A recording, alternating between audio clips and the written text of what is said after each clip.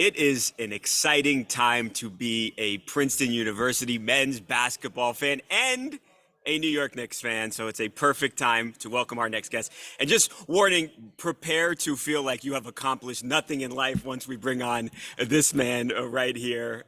We welcome to TMZ Sports, three-time United States Senator, former most outstanding player in the NCAA tournament, two-time NBA champion, and so many other things, Senator Bill Bradley. Senator, how are you? Hey, Mike, great to be with you guys. Thank you so much for being here, Senator. First of all, we've got to talk Princeton, obviously.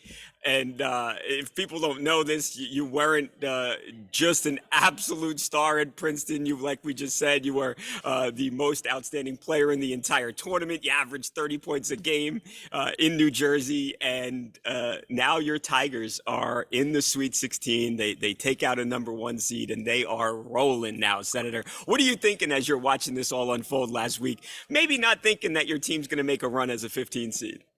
I'm very happy, but they're playing exceedingly well. They have good spacing. They're moving the ball, hitting the open shot. They're playing good defense, and Mitch has got them believing in themselves, and that's a big part of this. And you know, people, when you're in a tournament like this, the most important game is always the next game. It's not the game after the next game. Right. It's the next game. And so the most important game of the season for Princeton is Creighton, which is Friday night.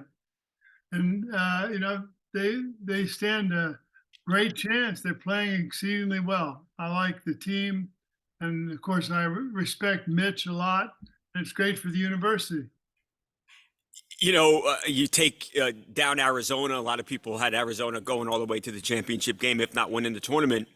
And then to just, blow out Mizzou by 15 points.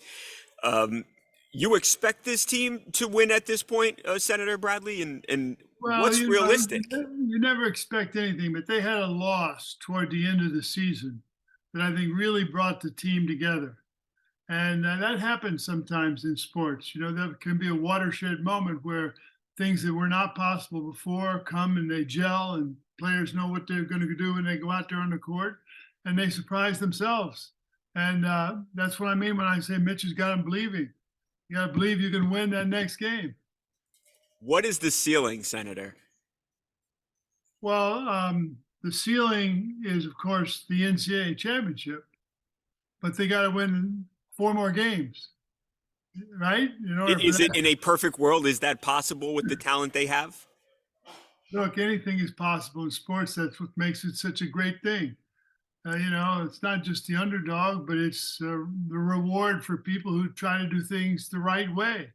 Mastering fundamentals is pretty essential. And you see it all the time in these games the other night. The Princeton guys boxed out, they got rebounds. The other team didn't box out, they went over them for offensive rebound. And so, it's rewarding effort, and it's rewarding thinking through your game plan and having players smart enough to execute it. Now, of course, after Princeton University, you went on and didn't just win one championship with the New York Knicks, won 2 titles with the New York Knicks. It's been a rough go for Knicks fans the last 20 or so years. It's been difficult, but the Knicks, not only the 5th seed right now, playing very well, had a 9-game win streak, had another 3-game win streak that they had snapped the other night. But you have Knicks fans believing for the first time in a long time. What do you think of the team? Have you been watching them, Senator? And is this a team that is just getting ready to lose a first-round matchup in the playoffs, or is this a team that actually has the ability to win a series, maybe win 2 series, and make a run in this NBA playoffs? Well, I think if they continue to play as they're playing now, and they help each other, and they understand what they're trying to do on the court against a particular team, there's no reason they can't go deep into the playoffs. They do have talent. I mean, the thing that surprised me this year is the guard play. The guard play has really been exceptional. A lot of people knocked the Knicks in the offseason for giving Jalen Brunson a a large contract, $104 million, I believe it was, saying that was too much money. It doesn't look like too much money now. It looks like he was underpaid, as a matter of fact. Well, whatever the money is, he's playing well, and that's all we care about. I mean, it's not. It's about the pride you have in your game and the pride you have with your team winning. And the Knicks begin to get a little of that, which is good. Yeah. Now, the place that the Knicks fans and the New York Knicks on the team now, the place they're trying to get back to, obviously, is what you accomplished in 1970 and 1973, and the leader of those teams, the literal captain, Senator Bradley, was the great Willis Reed. Of course, Willis Reed passes away yesterday at the age of 80. Guy that was your teammate. If there are people out there who maybe my age or younger never got to see Willis Reed play, why don't you describe just what kind of player and what kind of teammate Willis Reed was, Senator? Well, first of all, what kind of man he was. Yes.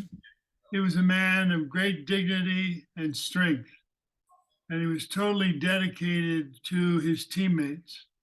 And as the captain, he was the guy that backed you up, whether it was a fight or whether it was the referee or whether it was with another player on another team.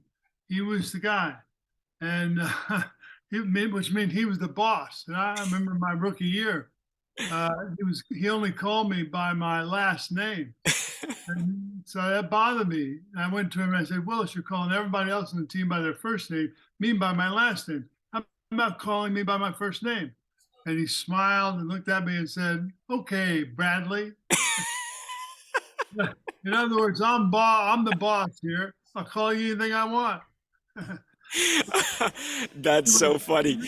He was a tremendous leader.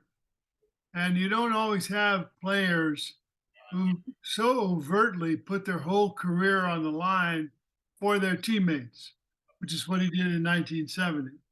And when he came out and hit the 2 shots against the Lakers in the 7th game. Yeah, Senator, what did that do? What did that do to you guys? Obviously, you doesn't play Game 6. You got, at least what fans believe, is a very serious injury to his leg, and you don't expect to see him. And then when Willis runs onto that court, what did that do to you guys? Well, we left the locker room, and we didn't know if he was going to play. Now, the Busher said he knew he would take a shot, but I don't know. Maybe he did, maybe he didn't. The rest of us didn't know. And then suddenly the garden began to shake, the building. And you looked over, and here was Willis walking out, not running out, walking out. And the stars of the Lakers, Jerry West, Elgin Baylor, and Will Chamberlain, stopped practicing and watched Willis walk onto the floor. And then when the game started, he couldn't move, but Will Chamberlain hung back under the basket. Wow. And Willis had the ball at 17 feet, shot it, made it. Next time down, Will still hung back. And he got it, shot it, made it. Two times in a row after that, Walt Frazier went on and had the greatest 7th game of any player in history, 36 points, 19 assists, and we won the championship. And it was partly inspired by Willis's courage and dedication to his team. And, you really just felt everything elevate in the garden. I mean, I played there 10 years. I never heard the garden as it was that night. So it's one of those things that was voted the second best sports event in history in New York, first being Bobby Thompson's home run, but that was so long ago that we don't know what that is. I'm not going to tell you because it's Willis and the 7th game that really counts. And how amazing is that you weren't just there, you were a member of that team on that court when that all happened, and that's pretty special. And he was a good teammate and a good friend over many years. I remember he'd come up, and particularly when Phil Jackson ran the garden, we'd go out to lunch and talk about the game and talk about his life. And his wife, Gail, is just a really tremendous human being. And his daughter, Veronica, worked for me in the Senate No way. Yeah. That's And awesome. And I see a little artwork over your, I guess it's your own right shoulder, Senator oh yeah, yeah, Bradley. yeah. Let me move it over a little bit. Let's see. Yeah. There it is. That's the picture of me jumping in Willis's arms in the 1973 championship in LA. That's amazing. Well, Knicks fans only hope to get back to a, similar moment and see a similar scene as some were fortunate enough to do in 1970 and 1973. Senator Bradley, thank you so much for your time and for sharing those memories about truly one of the greatest basketball players and, like you said, one of the greatest people I think to ever play in the NBA. I appreciate your time so much, Senator. Thanks a lot.